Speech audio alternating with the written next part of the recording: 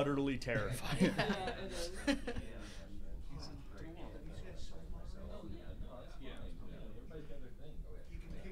Yeah, she's Okay. you're technically Yeah. technically the moderator, so Okay. do what you see fit. All right, yeah, we I'm can just get here to started. be loud.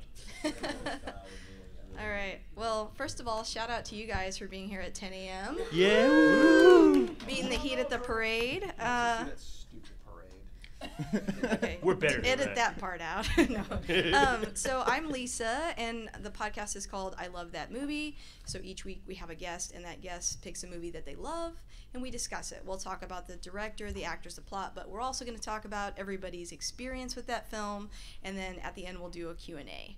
So I think the first thing we need to do is introduce everybody up here. So our guest of honor over here is Matthew Malice, and he's host of the Polyhedron podcast. Yes, hello. Good morning. Good morning. And then we have Nick Hello. Ward. He's been on quite a few episodes, Quite a and few. he's also my husband. Hello, husband. I'm an He's very easy supportive. guest. And then we have Stephanie Bagwell and Hello. Josh Johnson. And they, Hello. hey guys. And they were on our Aliens podcast, or Alien, Just one alien. Yep. just one alien. The Now very they're two first aliens. Yeah. So, so let's go ahead and jump right into it. It's not a mystery today. I think we all know that we're talking about aliens. Wait, what? Woo! Yes. Okay, so we're going to kick it off real quick. I'll start with you, Matthew. When did you first see this film? Okay, I had to do some thinking because my brain doesn't work so good sometimes. I believe I saw this when I was probably roughly 12. Okay. At home, I saw this probably in spits and fits and over a period of like a year until like I finally watched it like on HBO because my parents had HBO, and I watched the whole thing and thought it was great because I believe I saw Aliens before I saw Alien.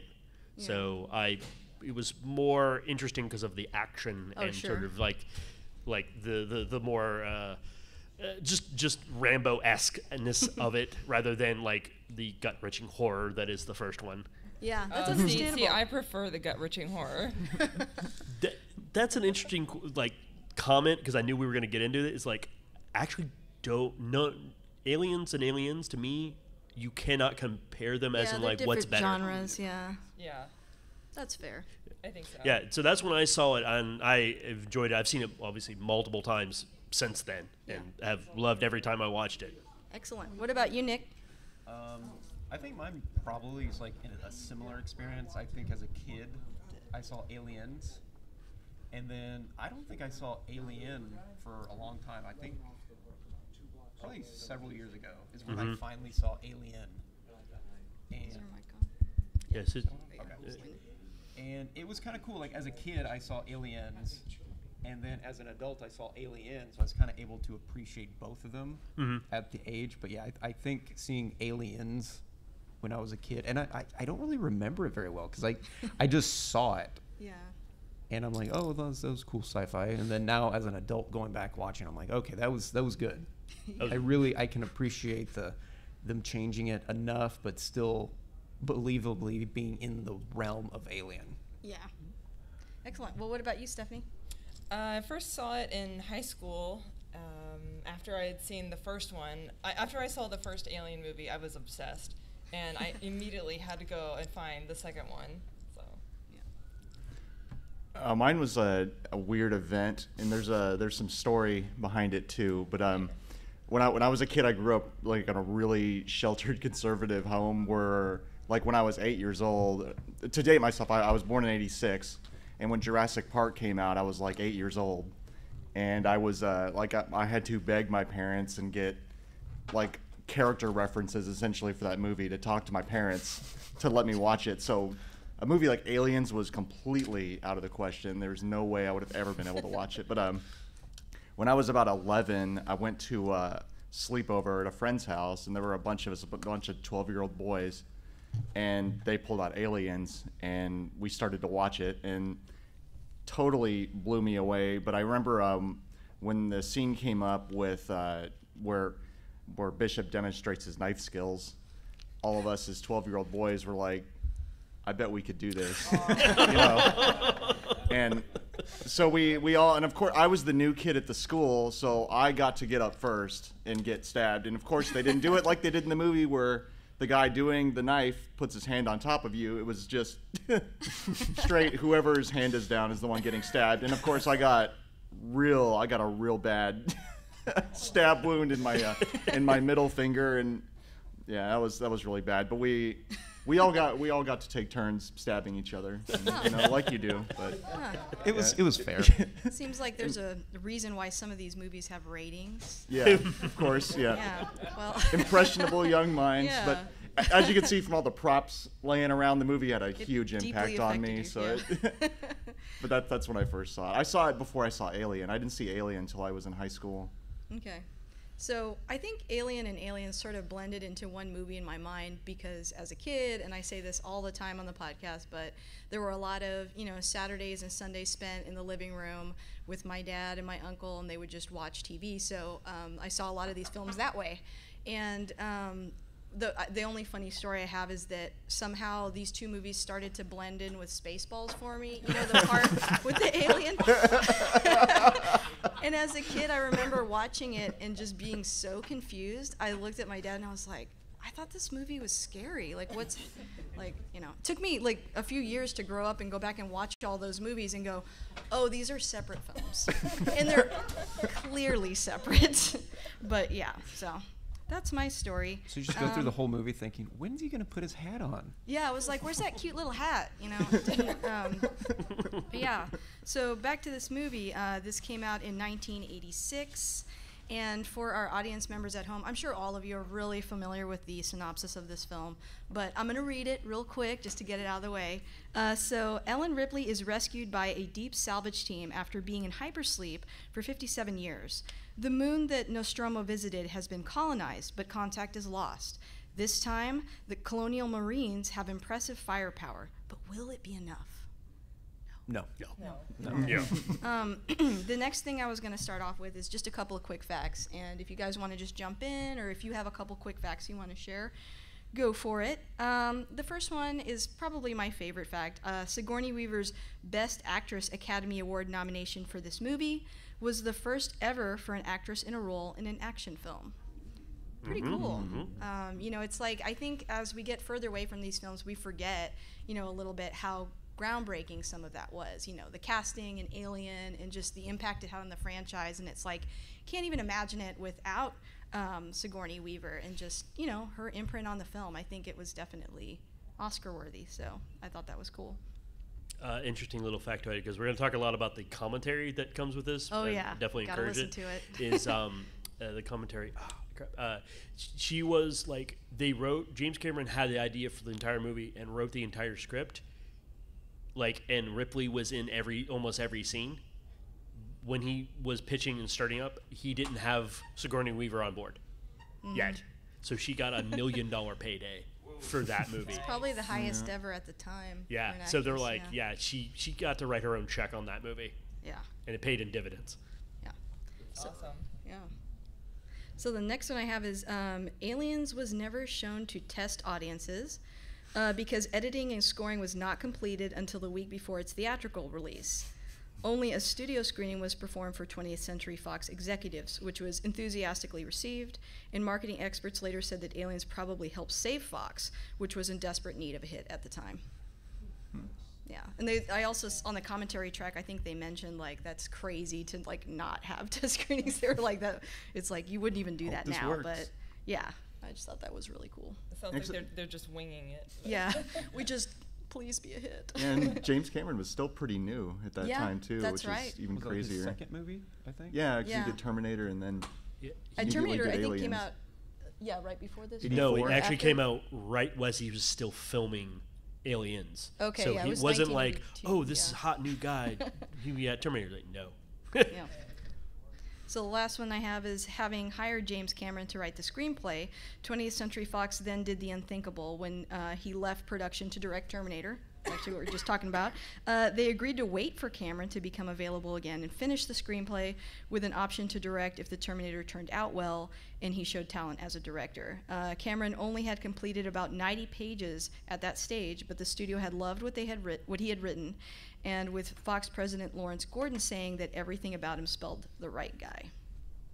Like, wow. It's really cool. I have to say, like, that's something, I don't think we've covered a James Cameron film on the podcast yet, and I don't think that's something that I knew about Aliens. You know, it's one of those things where you've seen this movie so many times, but I hadn't, you know, sat down and done the research and really looked at everything, which is what's fun about the show, I think. But I didn't realize, you know, he started out sort of in, I guess, production design and things like that. And then, so this was really like his baby. This was like a dream come true. He actually got to work on a film that inspired him, Alien. And I love all his sketches. Like, if you watch a lot of the behind the scenes, you get to see all the art that he did. And, you know, he really wanted to have his own imprint on this movie, and he did. It actually gave me a bigger respect for the film than I had before I started researching it. One of the really cool things that I never knew about, I found out, is he had the idea for the Alien Queen from the get-go. That was his, like, cornerstone piece for the film, was, I want this alien, because he didn't go to Geiger. He didn't consult with Geiger on any of this for the character design. He went with his own direction. So he's like, I want this 14-foot-tall queen thing at the end, which becomes one of the most iconic, like, monsters that you've ever seen on film. Yeah. So normally we kind of run through each actor, but I think just, you know, given our time constraints today and the fact that we have a few people up here, you know, obviously we know that Ripley was played by Sigourney Weaver, Michael Biehn as Corporal Dwayne Hicks, Paul Reiser as Carter J. Burke, Lance Henriksen as Bishop, Bill Paxton as Private Hudson, Carrie Henn as Rebecca Jordan, and Jeanette Goldstein as Vasquez. I think what we're going to do next is start going over everyone's, like, we kind of all picked a favorite scene that we want to pick apart. So we're going to start with you, Matthew. Thank you. You picked Escape from the Hive. So Oh, talk about yeah, that. yeah. So the main thing is the hive scene, the very first one you see, because that showcases you. Before then, especially with the theatrical cut, in the director's cut, there's a lot of scenes. There's like a 10-minute chunk that gets removed. You don't know about the facehuggers, the spaceship, anything. So you've only seen the desolation after the fight of, like, the colonists. So before, your brain is just, like, filling in all the gaps, and then slowly the tension ratchets up that the Marines go into basically the terraforming reactor and are like, what is the stuff on the walls and ceiling? And then instantly everyone's like, bugs. Like, they think of like a hive. And then as things just progress, you're seeing more and more, but you're not seeing any aliens. You're not like, there's nothing around, there's nothing attacking, there's no instant action. There's just this slow dread that gets built and built and built until they end up like trying to free/kill this one woman who's got a chest burster coming out, and then all hell breaks loose. And that is like the moment, because a lot of our characters die at that moment, like in that scene. Yeah. It's a really cool scene to see those characters act under stressful situations. And this is also the first time that we see the warrior aliens, the ones, because the alien in the first one, because it was the original Geiger drawing, it's very slick, it's very smooth, it's very lithe, it's very stealthy, extremely stealthy. The warriors are more heavily armored, they're bigger, there's more of them, and so it's just this mass hive just coming at these guys. And they don't have their guns, they don't know what's going on, and it's very good. And then lo and behold, Ellen Ripley has to save the day. She's the one who saves their bacon. Yeah, that part where they find the woman that was cocooned, that's a visual that stuck with me a lot. Like, when I was younger, it's just so horrifying and just so, I don't know, visceral. Like, I just love the set design on this particular film. So, you know, anybody else? Yeah, I'll go. Mine's kind of short.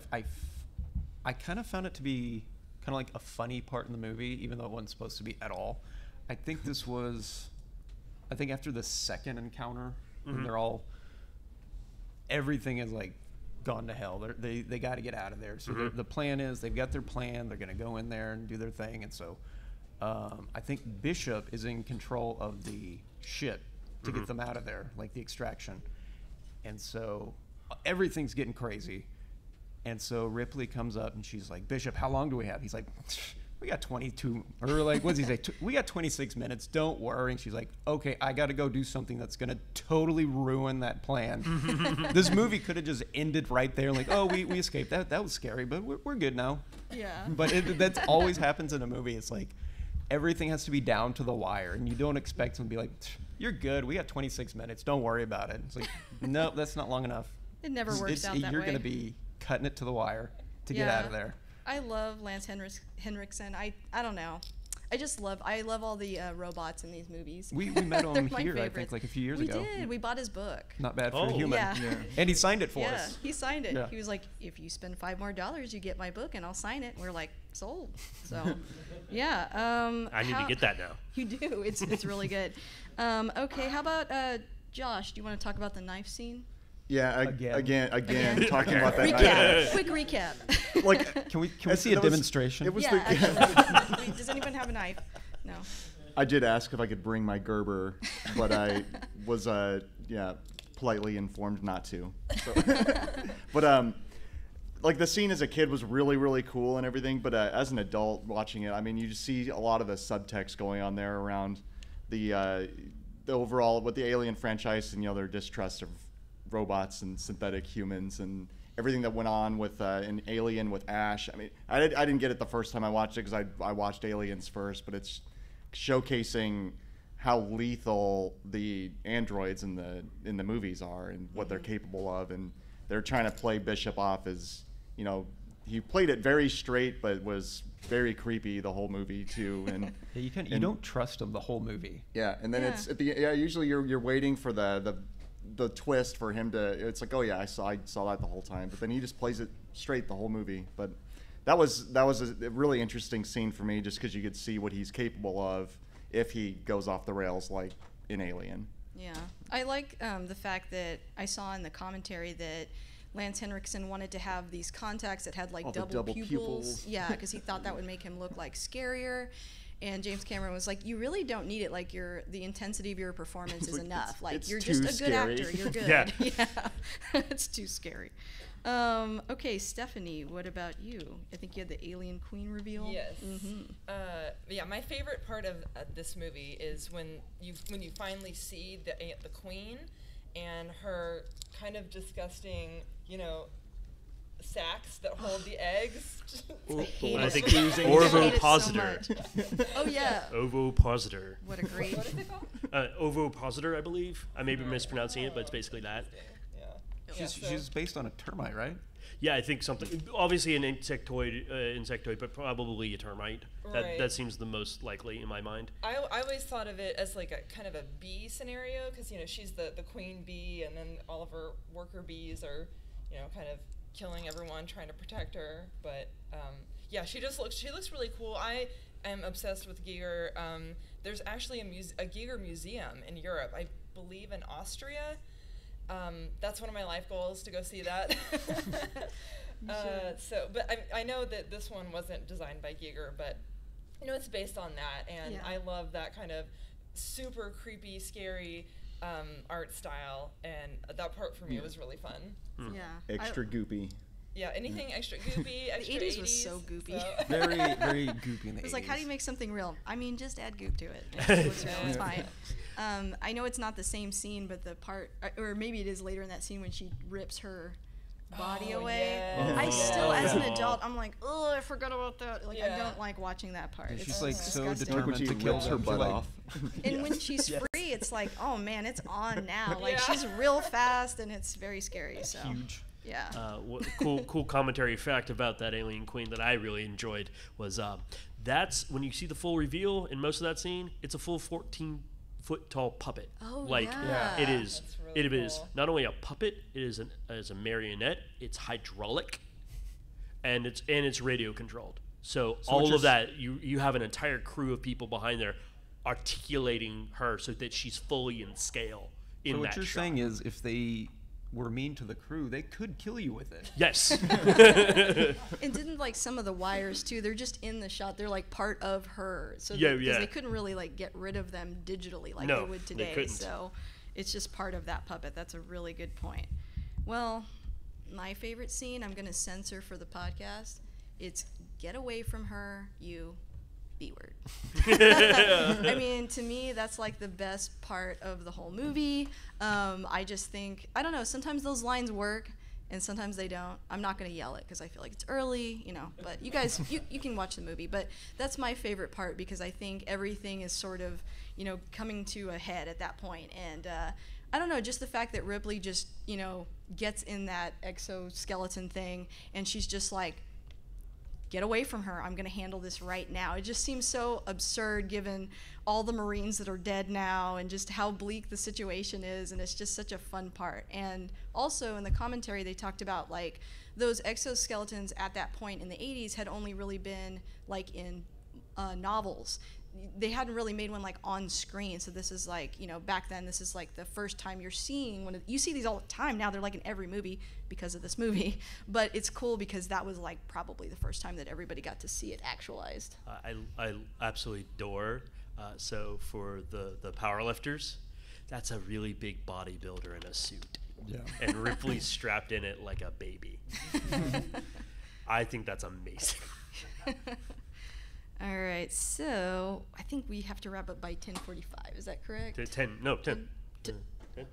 Oh, all the way to the top of the hour. Okay. Oh, yeah, we all got plenty of time. All right. Well, we're running really well on time then. So maybe I was like, we gotta condense this, guys. I guess we can just start talking slower. Yeah. Yeah. Hello. I'm sure our audience would like that. Well, why don't we all pick like another scene that we really, because you know I kind of rushed through this, so why don't we start over? You want to start Yeah, back with me? yeah, Okay. start with you. Another really great scene. Crap, you guys took all of them. I know. Okay, so another really ratchety tense scene that is iconic because we have one right there. Yes.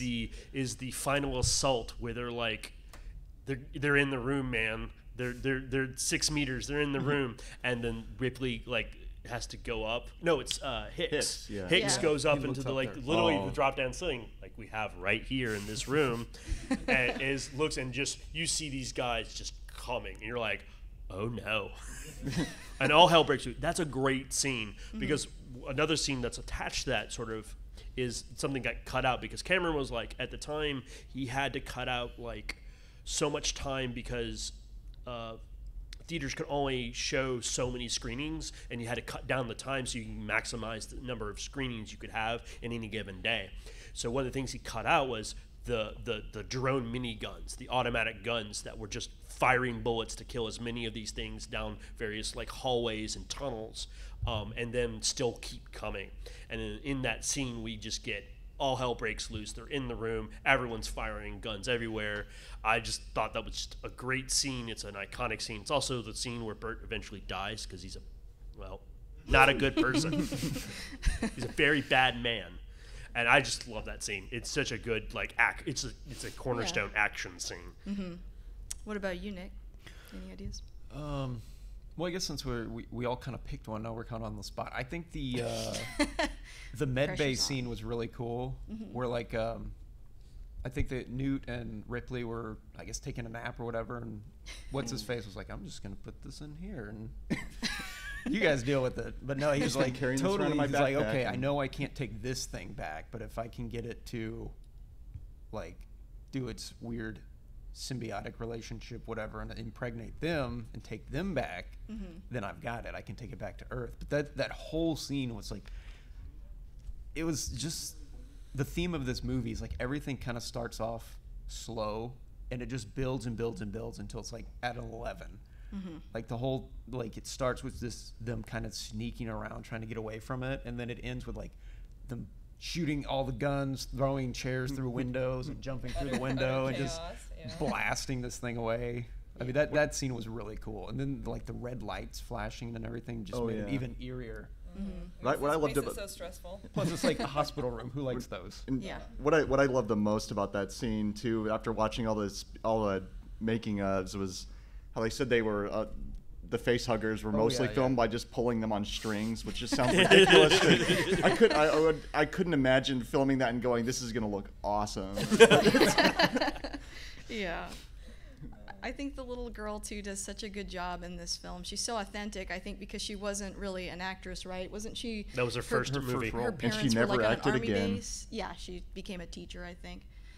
But yeah, she's so real, and I think it's hard. especially with child actors sometimes, because they'll kind of do that like overacting thing. I mean, they're learning from adults. It makes sense, but it's I think sometimes it works out best when you get someone that's not an actor, because you're getting their authentic reactions. But it was cute watching behind the scenes, like how she talked about they had to put her in that little goopy thing that that Sigourney Weaver pulls her out of, and she's like, it was really tight in there, and it was pokey, and it was fiberglass. And she couldn't like lay down correctly, so she like was cramped up in this for several hours.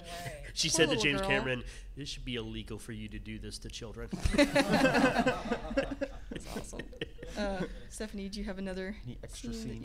Okay, so for those of you not here physically at the panel, I am dressed as Corporal Farrow. She's the dropship pilot. And so the scene with her, the scene where she gets got, she, she's in there and she thinks that, I guess, I forgot who was in the Spunkmeyer. Was Spunkmeyer? Yeah. So she thinks it's him, and she kind of turns around. She's in the seat. She's piloting, and she turns around and it's the alien, and then she gets got. So. Yeah. And blood everywhere. Yes. Yeah. Uh-huh.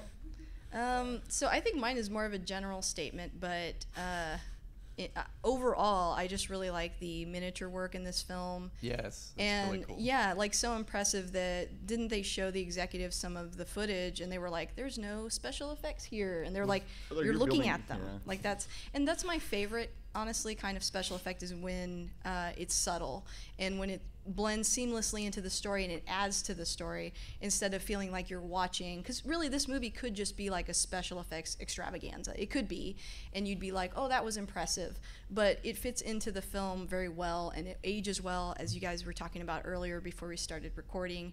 And also the sets that you were talking about earlier, where it's like a screen, and we talked about before we started recording that if you watch the Blu-ray, you can tell that there's a scene in the back, but it's like a lot of that came from just budget constraints, working with what you have, and the technology of the time. But I think it all looks so good. I don't know. That's just not one scene, but it's one of my favorite things about the film. I think the cool thing is, like you were saying, the miniatures, how they managed to like meld everything together. Like, didn't most things they had the real version and the miniature? Mm-hmm. Like that like truck they had. The airport. Yeah, version. yeah. It was, I forgot what they called it. It's the actual just the combat combat car that they had. They had like a real one, kind of like cut in half or whatever. And then they had the little RC version. Yeah. Yeah, because that thing was actually supposed to tow. They modified it. They pulled a lot of weight off it. Those things are supposed to tow like 747s into their place at an airport, and it only goes like 8 miles an hour. And the thing doesn't go fast. So they also had minis to do some of the more dramatic aspects of it, and that way they could. And then also, what's really cool about that stuff is, so when they get into it, there's no room for that many people in these things. They cut it in half. So right? they actually had you'd see scenes where they sort of got in, and then they would cut to a set. Yeah. That's an immediate cut into a set inside where they're all getting harnessed and putting everything away. That's just another set. That's not inside the vehicle proper. But because of the fantasy of it all and because of the good editing, you don't even think about it. You do not think about it at all. And when they're exiting it too, they're literally behind it. Like if you go back and watch the movie, they're really just leaving behind it. But it's just, you're supposed to think they're leaving it.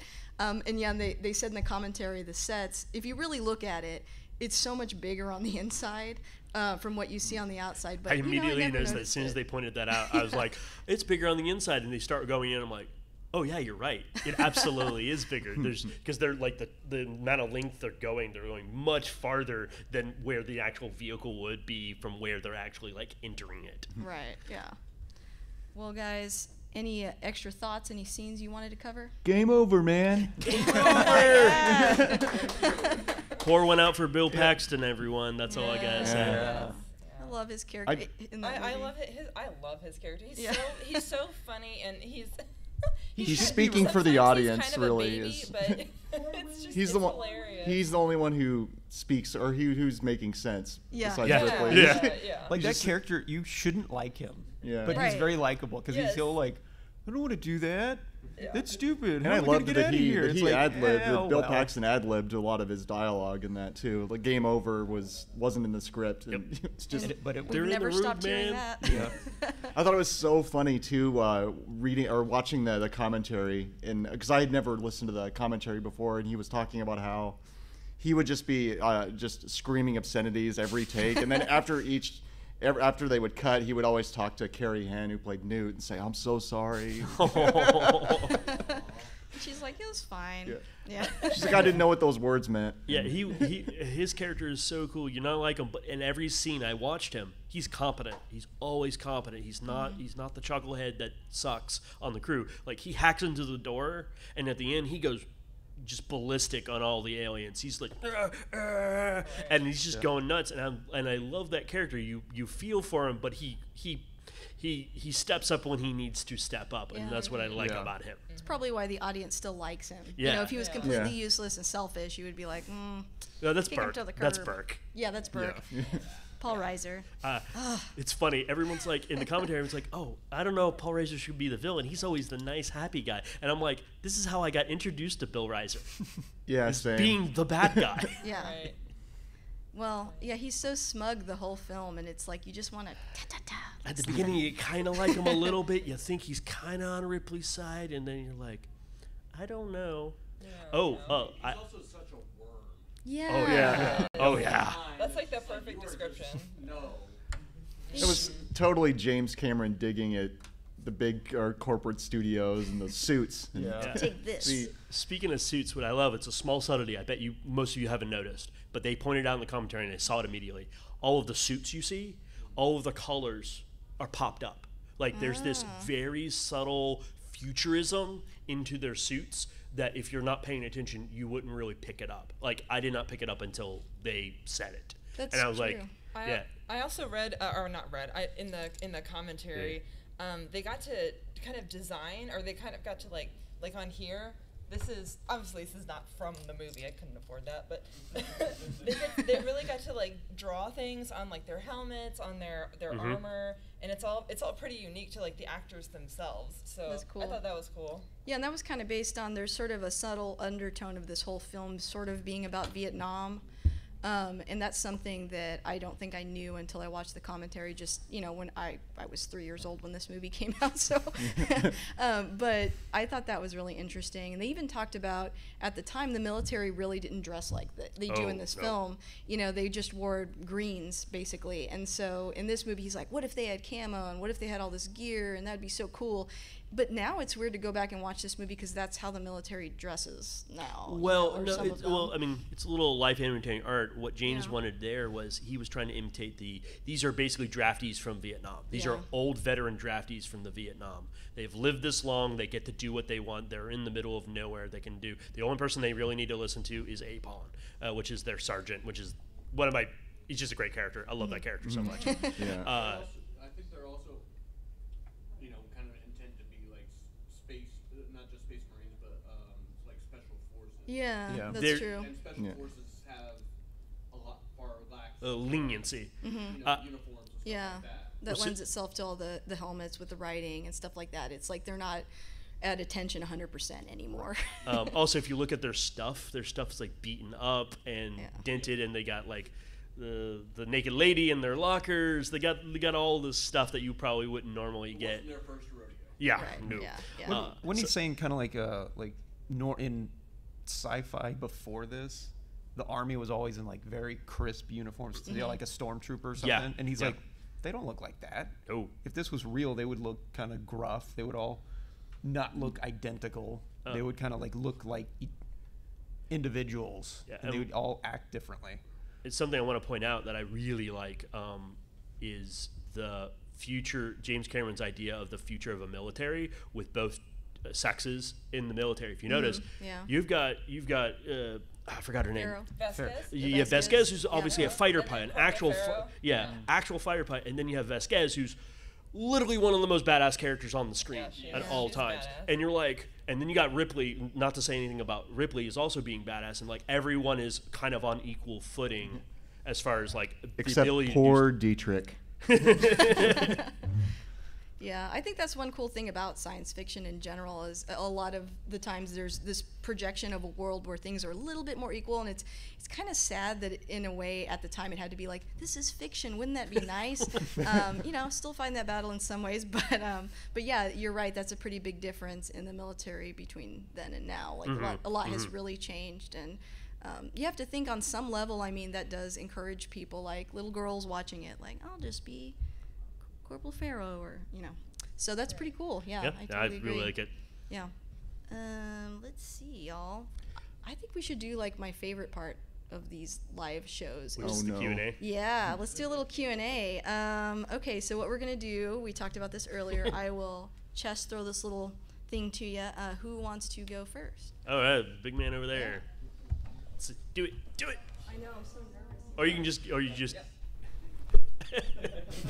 Like I do. Thank you. Okay. Oh, yeah, Okay, yeah. that's really loud. Oh, that's cool. We're working on here it. Okay, here we go. As you're all talking about favorite scenes, where I just seen it because they had it up in the video room there. Oh. A lot of my favorite scenes are the quiet moments between Ripley and Hicks, and because everyone's like, yeah, go get him, but Hicks is actually really quite sympathetic and understanding towards Ripley, who is just a survivor, but also just a civilian. And throughout that movie, Ripley is just processing PTSD. Like we see her at the beginning of the movie, she wakes up, sweat, screaming, clutching her chest. She has that nightmare and everything. So there's also just a little bit of flirting between them, especially in the gun scene. Yeah. And she goes like, "Hey, show me this, show me everything." And it's kind of like one of those moments. Is like, I take it or leave it. A Schrodinger's romance, as you could say. Yeah. And I just really appreciate all those quiet moments because again, Ripley is just like intense and on edge, and Hicks is the only one that kind of just helps her. And that same kind of empathy is also toward Newt. Like they're going over the map after the failed assault. Newt is like bouncing around. He sees her, pulls her up onto the map table. So I just like that little bit between it. I thought it was like a really good interaction between a man and a woman on screen that did not have to be a romance, and they didn't make it a romance. Yeah. They didn't I like that overdo it too. at all. Yeah. There were some undertones to it, as you said. There was flirting, but it was implied. And that's what's tragic about the third movie. Yeah. Dude took a beam through the chest. Yeah, I think, you know, I appreciate that scene too because, like you said, it's subtle, and I think that a lot of times in movies, you know, there's a moment where the characters completely abandon what they're working on, and they just start like kissing, and they're just like, oh, I'm so in love, and I'm like, I don't know if I were like in a dire situation, if I feel like my priority of that would be like down here, like, yeah, I like. Let's get out of here first. Yeah, let's talk about that another time. So I kind of appreciate that, you know, they kind of stayed on task, but yeah, I think there's a big power shift in the dynamics at that point because, you know, what's the suit's name again? Burke. You know, Burke was in charge for a lot of this, and then they start to realize where his interests lie, and so that shifts over to Ripley, and then yeah, you're kind of seeing that in that scene. So I really like that. Well, yeah, and the nuke it from orbit, like Ripley says, that's what we're going to do. Oh yeah. Burke goes, no, we can't do that. It's too expensive. And then, well, technically, Hicks is in charge. This is a military operation. And Hicks says everything word for word, and he just turns over and looks at Ripley. Like, yes, we're going to do what you're going to do. Yeah. Next. More questions. Yeah. Oh, so many questions. I just wanted to say that the first movie, Alien, was nothing but suspense from beginning to end. And Aliens brought in the humor. That's true. Yeah. That was a little bit more of a relief from the first movie. Still brings stuff, but the second one, like it. It's fun. We got people in the back.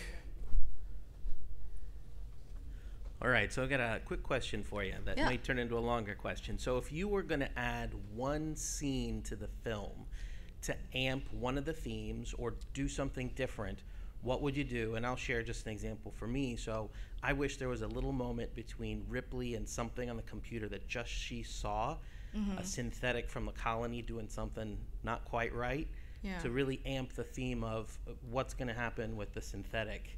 Right. Is it really, are they really on the same team or not? So for me, that would be something I would add. What about y'all? Is there something that you would add to the film? This is a to good the film? question. I'm going to go over to my panel of experts here, who I think have seen the movie more times than I have. Anybody have any On that same note, I always thought that they should have done a little bit more with Bishop before, before the eventual end of the movie when he's, redeemed, even though he didn't actually do anything untoward. But I feel like they could have added a little. There are a few scenes with him here and there throughout the ship, but you really don't see a whole lot of him throughout the movie. Yeah, and Ripley doesn't really apologize to him. I mean, she says like, "You're okay, Bishop," and I'm like, "Well, yeah, That's a scene they could have added. She should apologize to Bishop. That's not Ripley. He just goes, yeah, he saves her and he just goes, "Okay, apologize now." She's like, oh. Yeah, no, it's hard to know what to add. I feel like the movie is so great in and of itself. I feel like I'd have to sit around and think about that, and I probably will tonight. Like late at night, I'll think of like 8 more scenes. But I think echoing what you said, Josh, I think my favorite characters are always the synthetics, and so I think they're Ridley Scott's too. I feel like he likes them a lot, and so any screen time with more of them, I always enjoy, because I think they're just so interesting they're kind of in the background in some ways in some of these films, but there is like an interesting undercurrent going with them, and something that you kind of have to watch it a couple times to dig deeper in. So I agree with that. Anybody else? I guess I think it might have been in the movie but cut out, but see like a little more of Newt's family. Didn't you? Yeah, say there was a scene where you actually see there's her an brother? entire like 10-minute colonial scene where you get to see really quickly the day in the life of these colonists, and they're just basically like frontier people. That's all they are. They're just using technology, and they go out. Newt and her family go out to go looking at this one weird thing they found, and they happen to find the ship, the actual the traveler's ship is what they call it, and we get a scene where the parents go inside and then they come out. And her mom's screaming because her dad has one of the face huggers on, and that's the beginning of the end for all these people. Sure. And that's just a scene, that cool little story from the commentary. His wife, ex-wife, now ex-wife, was wife at the time, was also his producer. He was like, I need to lose like so much time, but I'm only taking out like seconds here and there in scenes. And she's like, after a couple days of thinking, he's like, you can lose this entire scene.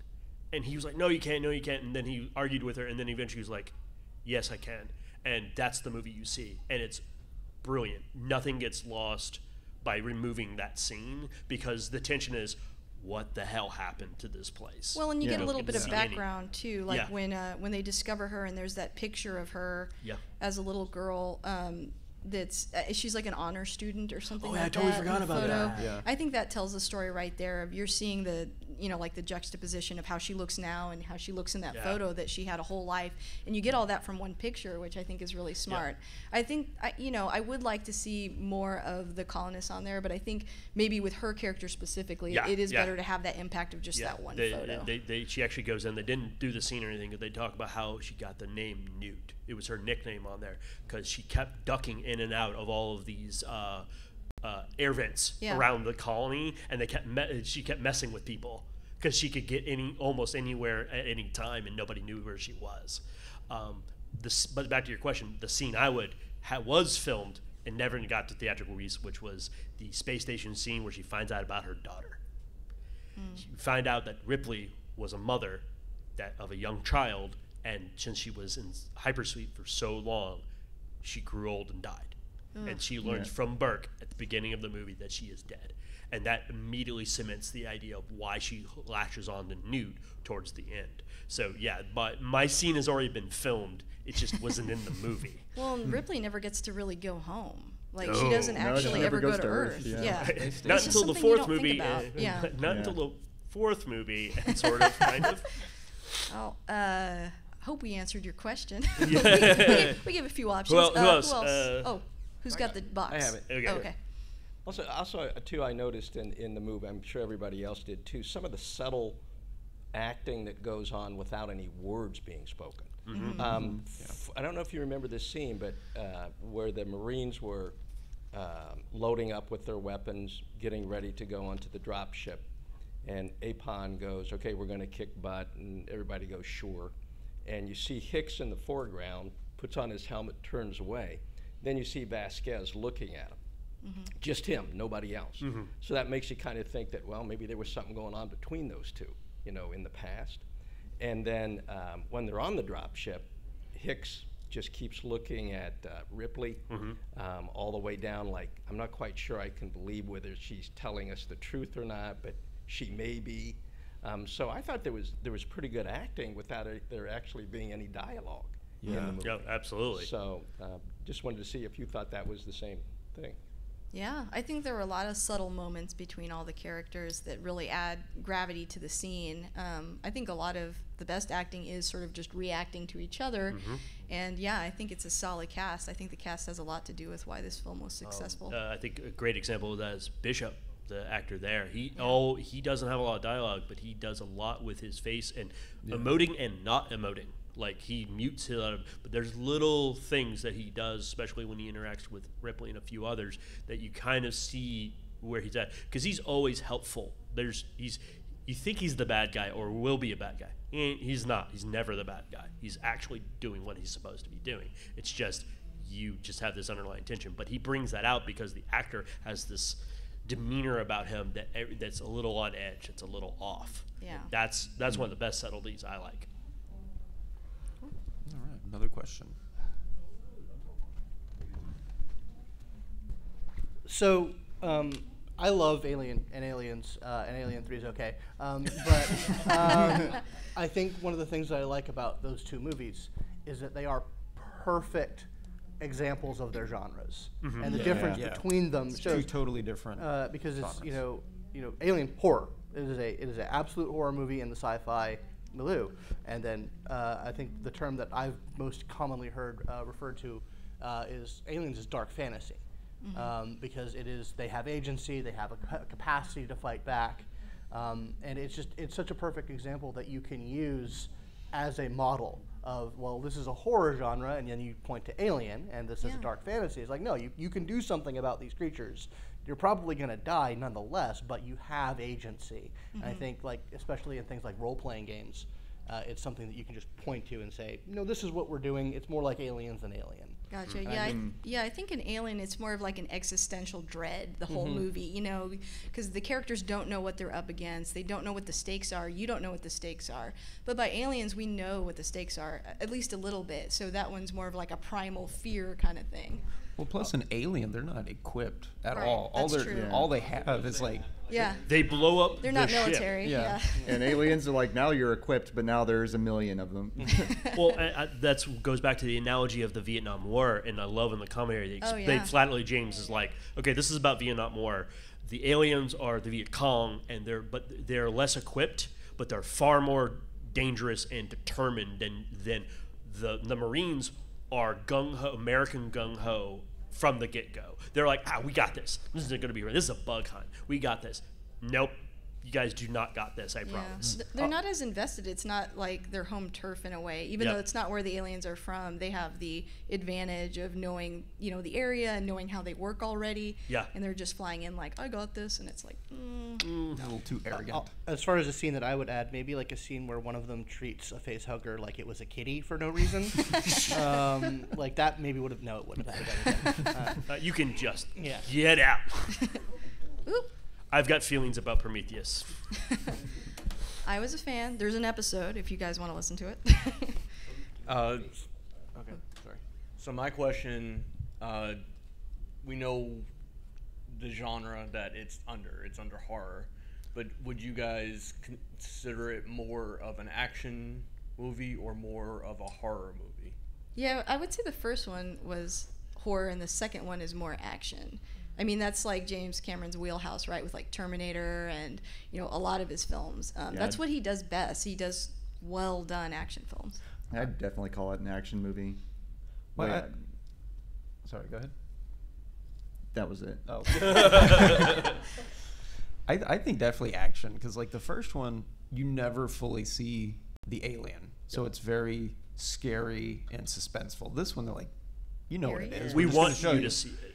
And there's a lot of them, so Yeah. there's no real mystery or suspense anymore, and so it's just action at this point. But I would even say, because you want this back. Give him the box. I would even say though, like even in Aliens, you don't really see them until the big action scene. True. Yeah. Right. You know, you know, and that's what I love about Aliens is like, yeah, it becomes an action movie, but it's not just okay, you know, here's a crowd of aliens running at you, mow them down. Like it's still all that suspense, and then all hell breaks loose. But then even then, it's the moments of quiet. You know, the pacing of it. Yeah, where his it's not pacing's just awesome. it's not like I mean, pick any action movie where it's just. I want to address this. I think I can nail it a little bit better for you. Yeah. So Aliens is great because there are action set pieces. That's Yeah. what you're seeing is we want have you intention. to get you the attention to be like, what's going to happen? What's going to happen? What's going to happen? What do you mean they That- cut the power? They're animals. Yeah, exactly. We're gonna ramp you up, but then we're going to deliver. In Alien, it's you don't know what's coming. Yeah. You know something's Well, going and- on, but the action is lightning quick. You never see it. Yeah. You almost never see it. Look at the guy in the most iconic scene, the guy in the ventilations in Yeah. Alien, Yeah. and he turns around, the thing's there, cut, Yeah. dead noise, nothing. You know he's dead. There is But no even more to say even about it. then, like, and I think this is what Aliens does so well is that, yeah, action sequence, quiet, action sequence, Yeah. quiet, and not and especially I would say a lot of action movies they just try to ramp it up to the most Right. over the top, like I'm not talking shit about it, but Avengers, and it's a comic book movie. Don't get me wrong. But with Aliens, if you're going to keep that suspense, you're going to keep that horror aspect at least, the pacing. Which Aliens made fighting a 17-foot puppet with a forklift seem totally believable. Yeah. Intense. Like it looks in it. I mean, because it's all real, and you can tell that everything on screen is something that somebody built. And Yeah, and I everything think fits. the best action movies have intention like that. The ones that we all remember, like Die Hard and films like that. It's like they're action movies, but they're well done. They have great timing, and like you said, they don't just ramp up for 2 hours because that's just exhausting. And then you kind of lose. What the stakes even are if it's just constant nonstop action. You don't get a break. How do I know that this scene is even more important than the last one? So I think all those moments of quiet really help. So a lot of the times in these ensemble movies, there's just characters. They all have different quirks that make them unique. My question for you guys is, which character do you most identify with, or do you find yourself looking through as like the lens into the movie for you? This is a good one. I'm good not going question. first. You, No, somebody, I don't know. I have to think. Josh, go first. I'm making Colonial Marines armor, and and it's gonna have Hudson stenciled onto it. So Yeah. definitely relate with Hudson. That's Sitting around great. going, what the hell are we doing? The Alien Queen. I'm just kidding. I kind of thought you were going to I say identify that. as a xenomorph. When you said that was your favorite scene, I was like, Alien Queen? Just queen. Just kidding, but not really. I'm I scared. think I would be Goose. I'd be like, you go do that. I'll stay here. I'm safe here. Well, I already said my favorite character is Bishop, and I want to be synthetic. I mean, those are my favorite characters. They're, if they take over our evil overlord robots, I'm on board. Yeah. But I don't know. I guess really I should pick Vasquez because I'm Mexican, but the actress wasn't actually Mexican. Awkward now. But she did a good job. So yeah, I guess. I'm not like as buff as she is, but I guess I could You can work try. on it. You can work on it. Yeah, It's fine. I got Yeah, you can- time. We bought Lisa the Vasquez dog tag. I know, So you they have were- to now. they were I like, want you you to have the have to. bandana on now because that's like her Get a iconic haircut. piece. Yeah. Okay. For me, I kind of want to say Hicks, but that's a lie. I kind of want to Burke. Burke. No. No. Oh God. There are no Burks in this room. No And Burks if in there this are, room. get out. Not allowed. It'd have to kind of be Bishop, I think, just because he's always trying to help. He's not the bad guy. He's like, yeah, I'll go. I'll go in that pipe with the actor actually did. You never lived until you've Oh, gone God. into a pipe that's barely wider than your shoulders. And then the idea of going in there and like having to go through there when you know there's horrible, murderous aliens, and he's like, don't need the gun. Just he hands him the gun, gives it back. What about you, Nick? Have you got it? Yeah, I'd be Yeah, dude. I'd just stay on the space station. Oh yeah, stay on the space. Okay. But That a- scene, even filming that scene, seemed like it would be difficult. Going through the pipe. Commentary moment was when he went and did that scene where he's going through the pipe. They had the camera on the tiniest little wheels that is being remote controlled in front of him, so that they could keep in front of him while not actually having to have a person in there with a camera. We'll just put the actor in there. It's fine. I think we have time for one more question. Best character death. Ooh, that's a good one. You go first. Well, I don't know if it counts because he technically didn't die, but Bishop. Yeah. Like you think he's dead. You're like, oh crap, man, they're doomed now. Because he gets split into like He gets 4 parts, and they all split like. Yeah. And then like the very last second where like she opens the airlock, and like Newt's about to fly out, and Bishop grabs her. Yeah. Like, but you think he's dead up until then, and you're like, oh wait, he's still functioning. And they had to refilm that scene where he was like torn in half a bunch of times because it looked ridiculous. Because they kept flopping. Because they kept flopping in weird directions like, when it got ripped in half. So you're like, nah, that doesn't look good. His arm is like this. Yeah. So I guess I kind You of had to keep answered the drinking question, milk. Yeah. but if he did get destroyed, that would have been probably the best one. All right, Stephanie. What's the question? Best death. Best death. Best character death, Oh, yeah. Well, to me, the scariest death is when it's kind of at the beginning when they're going through and they see all of, they see that cocoons. woman like kind of plastered on the Yes. wall. It's like, haunting. goo, you know? And then she, her eyes open and it makes that like horrifying sound. She's not dead yet. Right. That little guy comes out. Right. I know I'm not Oh, using the so right scary. terms. I'm sorry. A little factoid on that. That's not on the commentary. James had that scene in there because you didn't have that in Alien. Ah. Original Interesting. Alien, they had a scene like that they were going to find one of the crew members and another and to be cocooned. Didn't have that scene. They cut it out of the original theatrical release. So James put it in Aliens. Oh, that's cool. Nice. How about you, Josh? I think my favorite character death was when Pharaoh died, or when Pharaoh got, and you see and then you see the dropship coming in, and then you see it start to cant over, and everyone's like, "Oh know. crap!" At that moment, it's like, and what is That was, like, the most what does Bill tra- Paxton say after that? Game over, man. Okay. Yeah. Now what are we supposed to do? And his He's the face, his audience. expression is so like desperate at that point. It's great. Yeah, I think honestly, you already said mine. The cocoon thing, I just hate that concept. You know, I mean, I love seeing it, but it's very disturbing. Well, I think you guys, we are at our last few minutes, so Yep, we're yep, gonna yep. ask those last couple of questions that I always ask.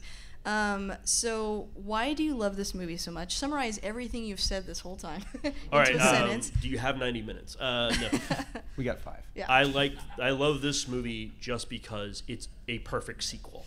If you think about it, if you look at it, James did his own thing, but he expanded on the universe. He expanded the mythology. He gave you more cool stuff to look at and think about, because he does ask some pretty strong questions in here, as all good science fiction does. But he never detracts from the first one. The first one still stands by itself. There's no problems with it. There's no continuity issues or anything like that. It's a honest, great sequel, what a sequel really should be. It's not just the first one, it's another one, but just writ large and put in a new sort of lens, like a new genre. What about you, Nick? I got nothing. You covered it. I think it's cool. It's like you said, it's a perfect sequel. It touches on everything from the first one, but it does its own thing, and nothing is feels like they're just relying on the first one. Yeah. It could be standalone. Right. But just the fact that it expounds, makes the Alien universe bigger, that's just the coolest thing about it. You Because guys? several of us saw Aliens first, and it made perfect sense. Yeah. Right. That's a good I mean, point. back then. Yeah. You needed just the tiniest bit of backstory, just a little bit of backstory from Ripley in the situation, and you get that within the first 30 minutes. Yeah, I think And then- there's Yeah, I think there's like a tendency with sequels to do the same thing all over again. You know, like there's a lot of sequels that don't do well because they're literally just the first movie again, and it seems like that doesn't really work unless you bring something new to the table and add to it, like you said, but don't conflict with the first one. So yeah, I think you wrapped that up really well. So guys, what's your like one sentence elevator pitch for this movie? We'll start with you, Stephanie. Like, what would you say to someone that hasn't seen it before? Ooh. Oh, why on earth have you not seen this movie? Yeah. I'll take it. Yeah. How about Josh? How about you go next? Say a great action movie, cool sets, cool props, great story.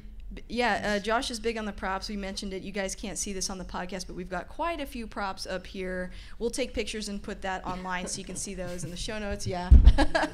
Woo! And yeah, we mentioned Stephanie is also cosplaying as well. So yeah, I think visually it had an impact on us for sure.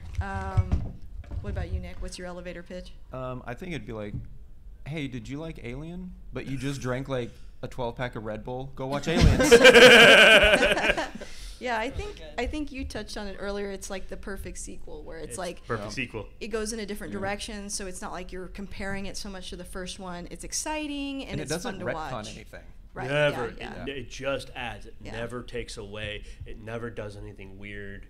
And you can tell he's doing an homage to the Alien. He's doing homage to Ridley Scott in his first one. It's like, I had to take what he gave me, but then I got to do my own thing with it. And he did it damn near perfectly in my mind. But for my elevator pitches, do you like Marines? You like guns? There's lots of really cool, like, new weapons we get to see. Yeah, that's true. We didn't touch on that a lot, but all the weapons are really all the weaponry, like all the ship. We actually see a military ship. Like, what a military, and because the first one, what was it? The Nostromo. The Nostromo. It's a mining ship. It's this big hunking, like basically it's an oil rig in space. That's what it was based off of. And then we have like a military ship. Yeah. Which before we get out of here, I have to mention everyone needs to download William Gibson's script for Alien 3.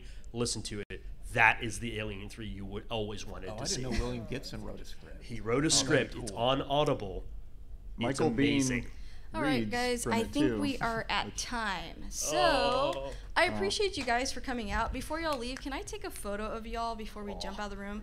Can you do like a selfie or something? Nope. I can just take one.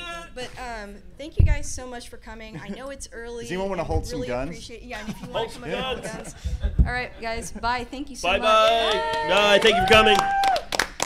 Thanks, everyone. Oh, you should show me. It's got the hug. Free hugs. You need a little picture that says free hugs on it. Oh, that sticks. Free face hug. Free hug. Oh, cool. I saw it. I didn't. Oh, yeah. Oh, Amazon. I'm gonna take some. I bought it. Yeah. Alright, okay. That's very weird. Yeah, I got this one. I got the nice. one. Oh, wow.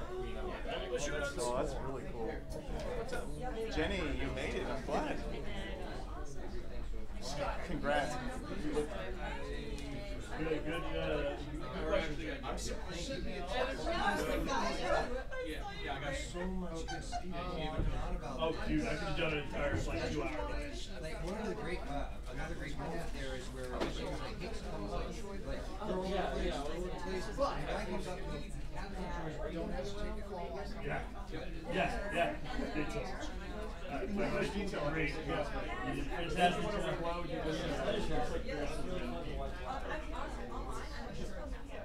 Okay, can you give Carter anything?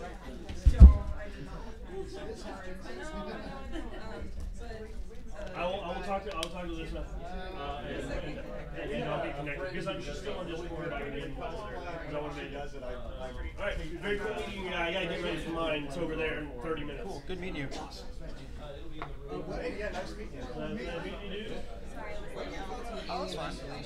Oh, I sure love Alien Isolation.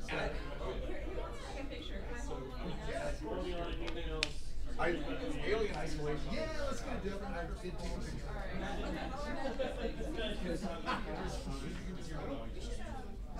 Put the sling on and go waste. Because Alien Isolation, it was hard for me to watch. Let's play it.